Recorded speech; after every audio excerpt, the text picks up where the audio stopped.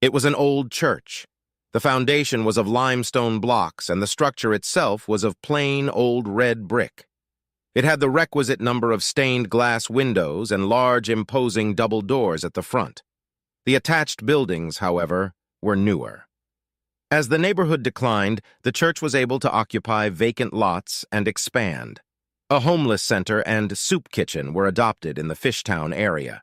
Father Doyle skillfully ran the ship, and even in hard times was able to keep things running. Parking was a problem in this part of town, but there were enough people in walking distance to keep life afloat. Now, young professionals were moving into the neighborhood, and the remaining homes were becoming desirable. Some of the newcomers were even interested in church services. "Good morning, Daniel." A tall, middle-aged man wiping the floor stopped and looked up. "Good afternoon, Father, and good morning to you, too. Do you have any plans for your birthday? I still think you should take the day off like I suggested." "Sort of. The ladies in the auxiliary department are going to trim my beard. This afternoon, Miss Stella at the thrift store is going to fit me for a fancy sport coat that came in last week. She saved it especially for me." This will be my first night out in almost 8 years. "Where have you decided to go?" "To the Sheraton, I think. I have enough money to buy almost anything I want off the menu. It's classy and a little flashy. Since I'm walking, I'm going to treat myself to a nice glass of red wine. I intend to enjoy the evening. After all, 50 years only comes around once." "Have you got enough money?" "I have enough, Papa. Save it for someone who needs it." They both laughed softly and went on about their business. For the past 8 years, Daniel Brown had lived in a small room in the basement of St. Vincent's Church. In exchange for room and board, Daniel kept all the buildings clean and presentable. He took care of all minor maintenance issues and coordinated any outside work when it was needed. For a nominal fee, he also did some work for the poorer parishioners. Most of them were too proud to accept help for free, but he didn't do it for the money. He was fed from the church canteen. One of the added benefits of working at St. Vincent's was free clothing. Daniel didn't abuse the system, but the ladies in the auxiliary always put aside any new clothes they thought might fit him. He was usually only interested in work clothes. For his birthday, they had given him a great corduroy jacket and khaki pants. The brown wingtip shoes were a little too much, but they were like new and fit perfectly. He planned to return the jacket and shoes the next day, but decided to keep the pants. The other thing was the grooming. Daniel felt like he'd been attacked. He had been shampooed, trimmed, and his beard trimmed. He had never had a beard before coming to St. Vincent. Now he couldn't imagine himself without one. They completed the onslaught with a manicure, the first of his life. The Sheraton was a short walk away. It quickly became apparent that the expensive stiletto heels were not suitable for walking. He wouldn't make that mistake again. The restaurant was a bit fancy, but there was a full menu hanging out front. The prices were a little higher than he'd bargained for, but he'd brought enough money with him to pay for almost anything he decided. There was no rush, so he took his time.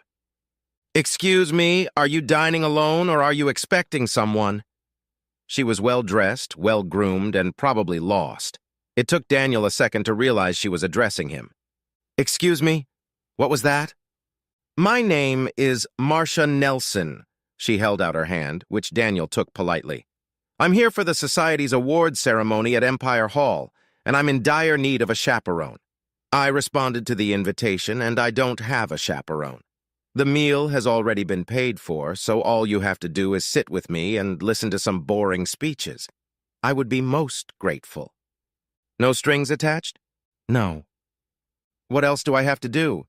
Just act nice and congenial and try to look like we're a couple. It'll help if you look like you like it. Daniel cast one last wistful glance at the restaurant menu, turned and sighed. "Okay, I think I can do that. My name is Daniel. Daniel Brown." Marcia Nelson took his hand and they walked toward Empire Hall. "Thank you." The evening didn't go as expected. He never told Marcia it was his birthday. He recognized a few people who attended the evening because they were regulars at St. Vincent S. No one had any idea who he was. He blended in and spoke. Marcia was very happy. For the first time in almost 8 years, he felt normal. It was a good feeling. The food wasn't what he expected, but it was free, and the company made it so much better. He missed the companionship of women. Marcia gave him a ride to the church. She didn't question the strange location. He was finally able to take off the awful wingtip shoes. In the morning, they would go back again, and he would not make that mistake again. That night, Daniel Brown slept soundly. Daniel was halfway through wiping down the pews when Father Doyle appeared. "How was your birthday, Daniel?"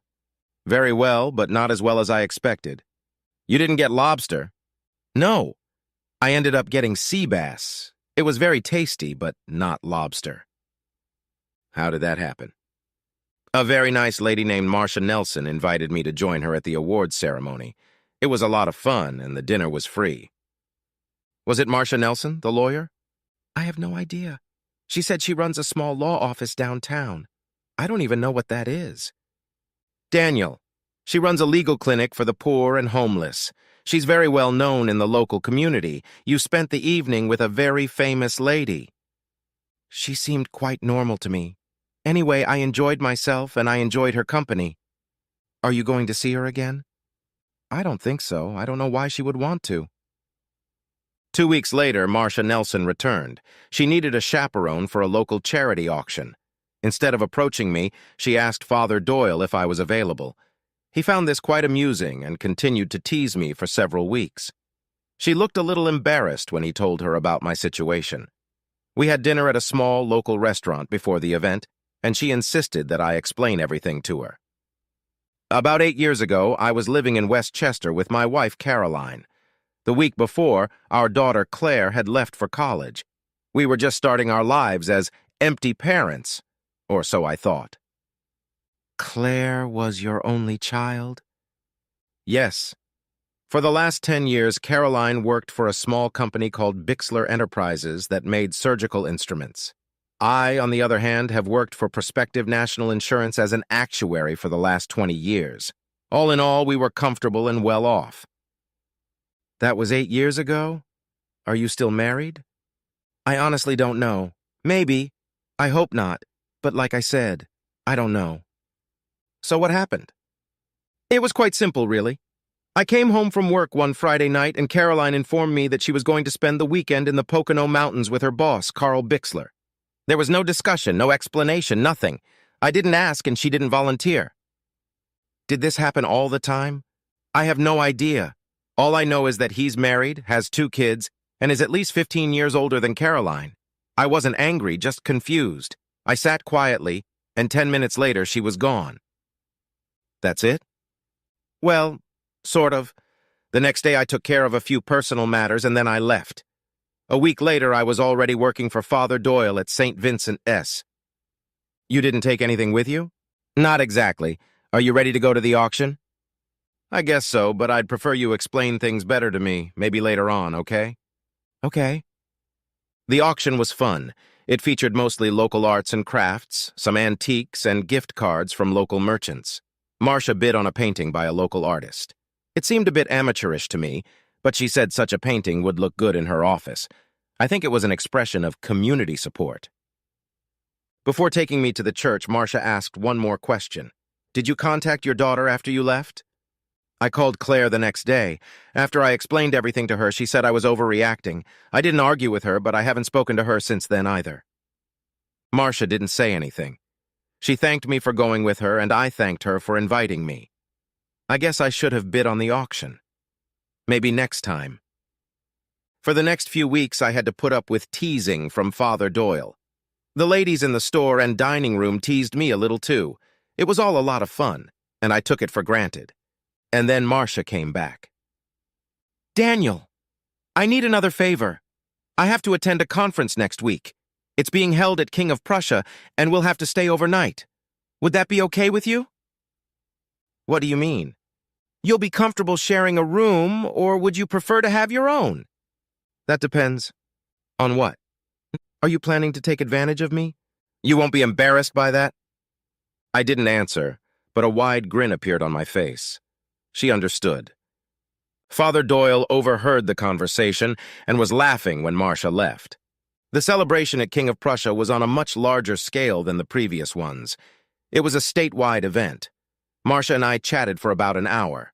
She talked, and I just followed her and nodded at the right moments. I was getting pretty good at it, and I was enjoying it.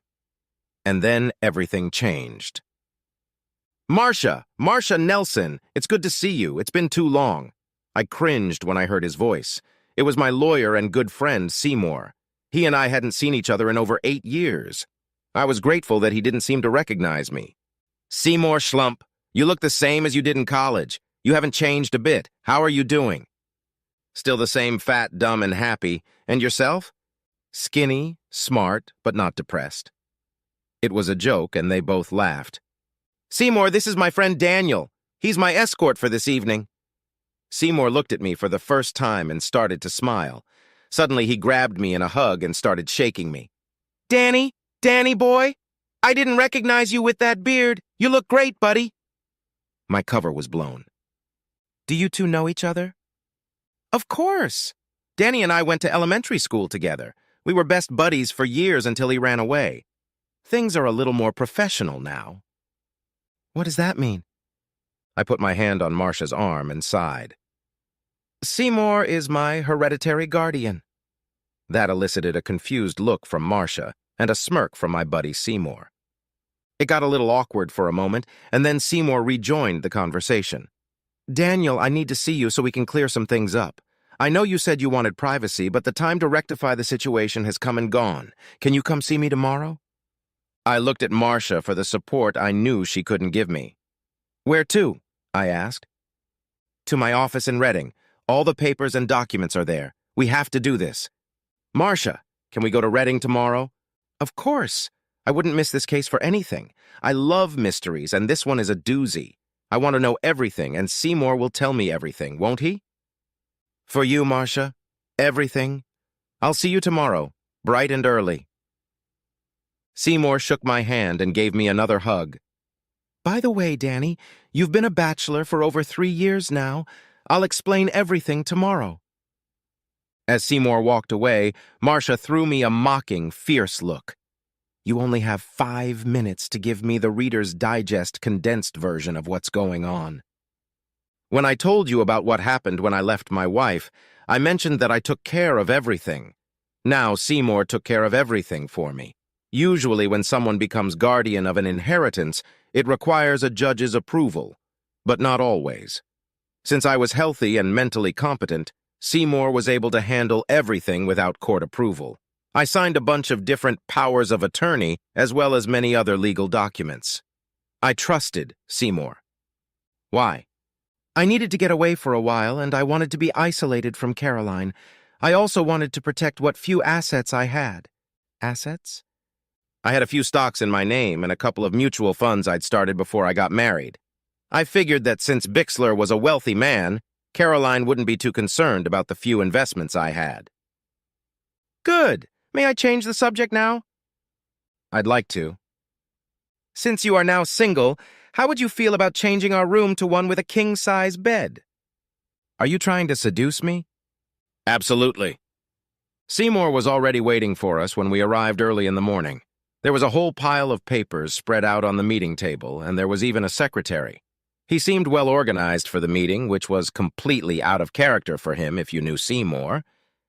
Caroline divorced me almost 3 years ago because I left her. Since Bixler was very rich, she wanted nothing from the divorce. Seymour tried to talk her into selling the house as a condition of the divorce, but she refused. She said let him go back to the bank, so he made her sign some papers and everything became mine. Seymour rented out the house and has been making mortgage payments in my name ever since.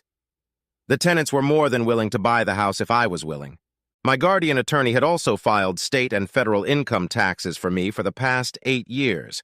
The tax returns weren't too interesting, but they ensured my legitimacy. My mutual funds and stocks performed well. It automatically reinvested all dividends. I had completely forgotten about the 30 Krugerrands he was holding for me. Most of the meeting consisted of transferring everything back to me. Seymour had me sign several documents that released him from further responsibility for my property and welfare. Marcia seemed to be enjoying the whole thing. She had quite a few questions for Seymour about my ex-wife's current situation. He didn't have many answers. I told him to use one of the remaining forms of power of attorney to sell the house. The last thing he did was hand me a bill for his services for the past 8 years. Seymour wasn't cheap, but he made me far more than I needed to cover my expenses. By the time we were done, I had a big pile of paperwork and a nice check. I quietly slid them over to Marcia and smiled slightly at her. She readily grabbed them. Doyle's father had mixed feelings about my departure. On the one hand, he was happy for me, but on the other, he was sad to see me go. He already had a replacement picked out, and I agreed to make sure he was properly trained. I think you can guess where I ended up going. Marcia and I decided to live together for a while before making any permanent acquaintances. Her posh house was in an upscale Philadelphia neighborhood within walking distance of her office.